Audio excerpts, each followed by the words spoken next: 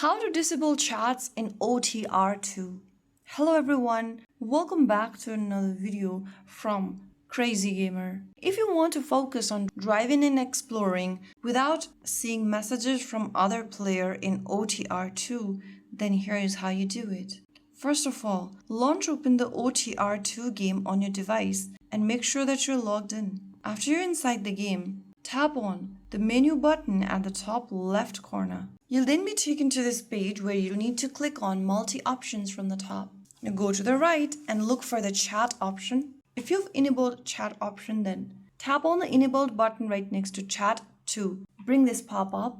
Now click on disable chat. You'll need to create a passcode so that you can disable the chat. Click on done and you have successfully disabled the chat function in the game. If you ever want to enable it again, you'll need to enter the passcode. So that is how you can easily disable chat in OTR 2. If you found the video helpful, don't forget to like, share, and subscribe to our channel. I will see you again in the next video. Thank you for watching.